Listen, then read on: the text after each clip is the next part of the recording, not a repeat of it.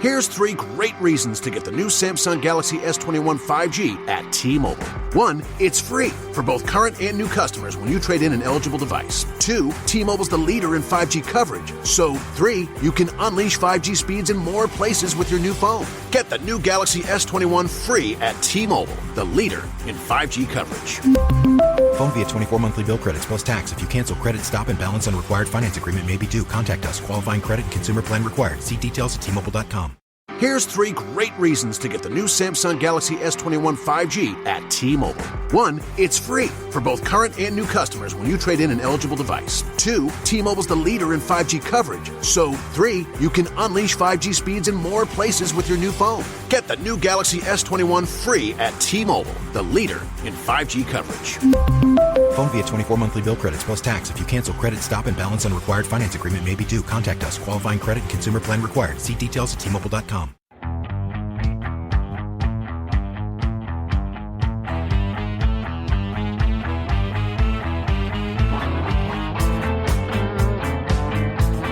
Welcome to the More Perfect Union, the podcast that offers real debate without the hate.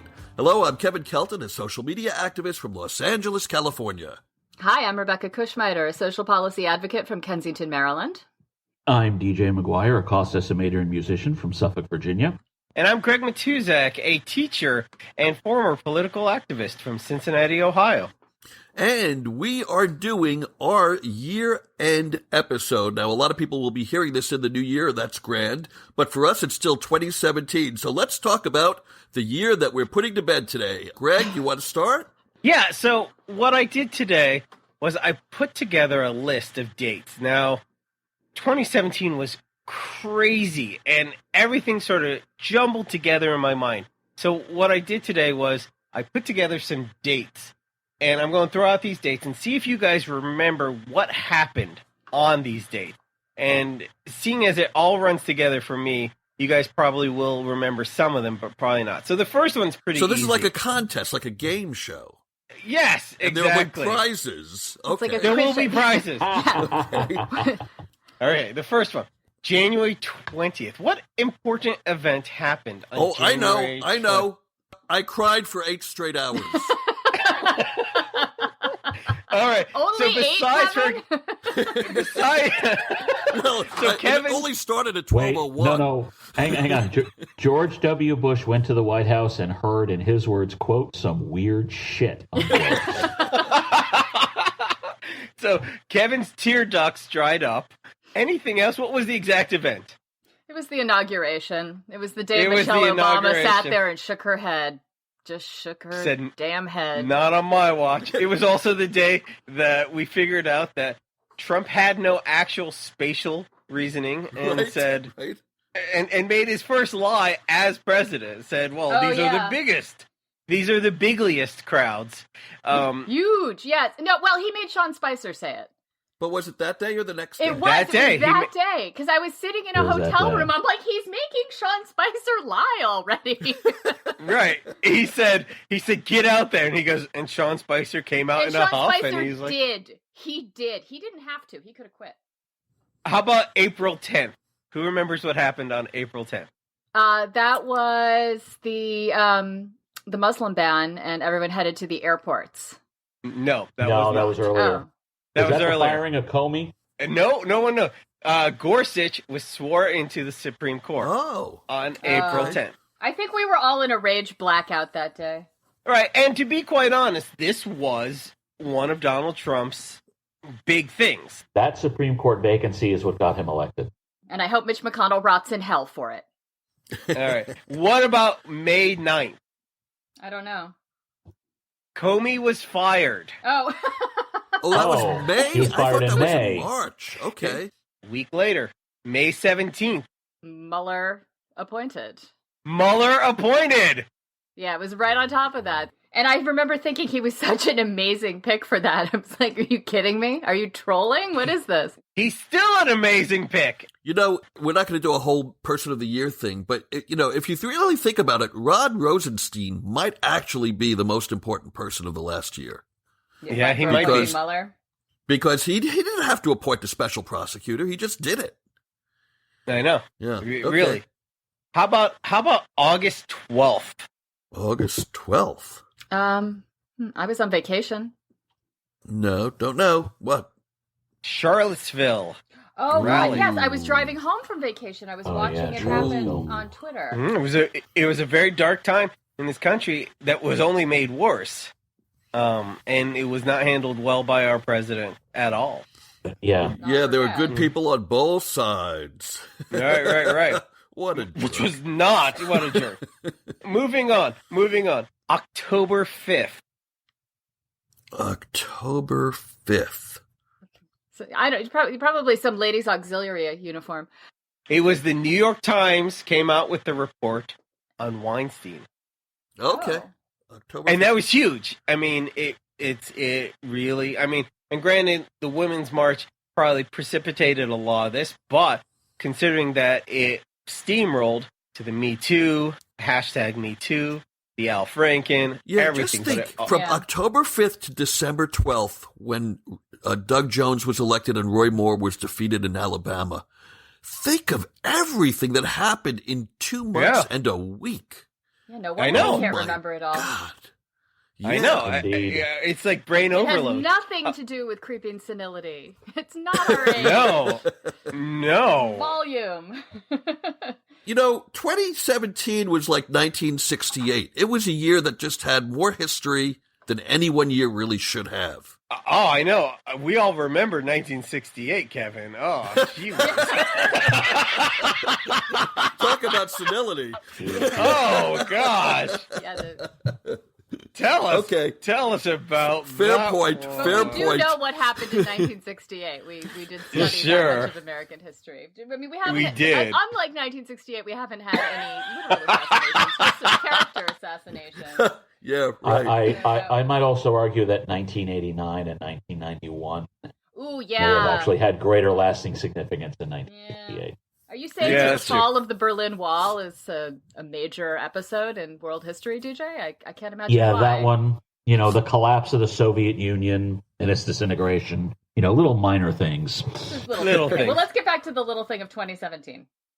December 12th is the next one, which I'm pretty sure Kevin's got. That was the day Flynn pled guilty. That was the day of the Suffolk Democratic Committee potluck dinner, because that's where I was that night, looking over returns from the Alabama result on my phone and No, eagerly you're spreading right. that with everybody. You're all So wrong. it wasn't You're all the day- wrong. yeah, it It's was- the it was day not the day- Amoroso was fired. It's No, sort of out of DJ building. is right. Doug Jones won the Alabama Senate. And And Amoroso was Omarosa fired. It was both. Oh, that's true. Do you think it had anything to do with Doug Jones winning the Senate? Actually, We never some talked people about that. think that they were connected, that she somehow was part of trying to game out the strategy in Alabama. I don't know whether she had that kind of political clout, but I some think people John did tie Kelly them just together. finally got sick of her. All right, last one, which I'm hoping y'all will get right. December 20th. December 20th. It was Tax 10 bill days passed? ago. It was 11 days ago. Come on. Was that the tax bill? It was the tax bill. The only piece of major legislation by the Trump administration was actually signed 11 days ago. So, yes, it was the tax bill. And Paul Ryan got to live out his keg stand fantasy of reducing taxes. Well, you guys, if I was grading you, you wouldn't have done so well in this year in No. review, which I said it wasn't to be graded, but... Hey, we had a better year than Theresa May, so let's go with that. You know, I might Yeah, have been able to that's get true. it right if you'd thrown out the date that Kylie Jenner's pregnancy was revealed. Kylie Jenner's pregnant? Well, it's unconfirmed. Okay, so now that we've talked about the year that we've lived through and loved, let's talk about the one coming up. 2018 obviously is going to be a ridiculously major year in politics, but right now I think the first story that might pop up as a major news story in 2018 is what's going on in Iran. Apparently there's like these huge demonstrations, the biggest that we've seen there since 2009. Mm-hmm. And, everybody came down on Obama because the Obama-Clinton State Department, didn't really step up and give a lot of support to the protesters there. They kind of tried to play both sides of the fence. And A lot of people said, it was feckless foreign policy. I think Dick Cheney came down on Obama for that. I would actually say that Obama's reaction to the 2009 protests was his very nice people moment. It was the same kind of ridiculous moral equivalence that we saw Trump employ after Charlottesville. Oh, wow, boy. I disagree. Yeah, that's overstating it a bit, DJ, because we're talking foreign policy and foreign engagement, and as opposed to domestic policy. And we are also talking about a regime that held over 50 of our people hostage in 1979 and still considered a point of pride. And in fact, we are talking about protesters who, on behalf of their country, apologized for that very hostage taking. The Obama administration tried to treat them with a ridiculous moral equivalence. Now, I may have very well engaged in hyperbole 30 seconds ago, but the fact of the matter is, the notion that the administration should have treated the protesters against that tyrannical regime and that tyrannical regime the same manner, with that type of moral equivalence, was frankly something that very much upset me and angered me back then, and it still bothers me today. But for once, the Trump administration seems to have done what would normally be considered the right thing. It has responded with better words than Barack Obama did and his administration did in 2009. Whoa. Now, whether those words are more helpful, again, I'm not saying those words are more helpful because, well, it's Donald Trump. So there is always an issue of, everything he touches turns to dust. I understand that. But the fact of the matter is, had Barack Obama used the words in 2009 that Donald Trump used in 2017, at the very least, it would have been unequivocally clear what side of history we were on. And perhaps the Green Revolution of 2009 would have had more life and could have still been there today at the very least to help us in opposing the Iranian regime. And quite possibly, if the Obama administration were serious about what the people of Iran really wanted, they might have helped the Green Revolution overthrow the tyrannical regime.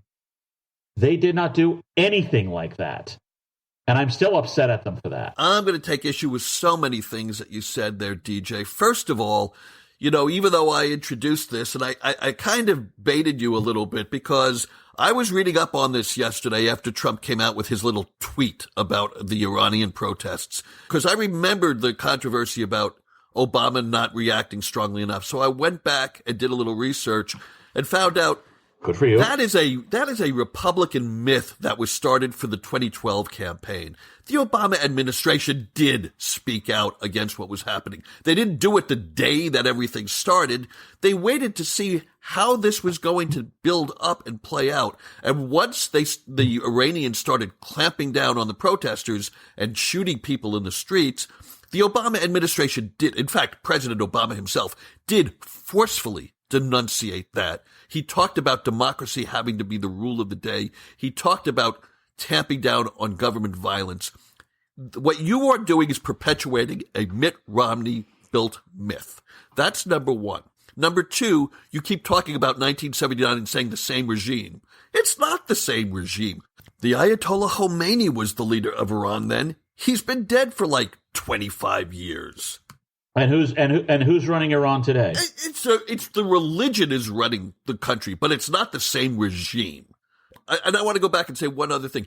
If the Obama administration had done what you say they should have done, and it led to the Green Revolution, and had Iran fell into the kind of mire that Afghanistan and Iraq and Syria have fallen into, then you guys would have blamed Obama for that. Look at what happened when we backed the Egyptian revolution. Look at what happened when we helped, by leading from behind, which I know people hate that phrase, helped overthrow Gaddafi in Libya. Everybody said, look at what the Obama administration did with their, ridiculously aggressive foreign policy. They would have said the same thing if Iran had fallen into chaos over a revolution. And the last thing is, DJ, you are backing the wrong racehorse if you think that Trump reacting in a tweet the day of a news story is a better foreign policy than taking a measured, long-term view of it and reacting the way Obama did. Give me that kind of foreign policy and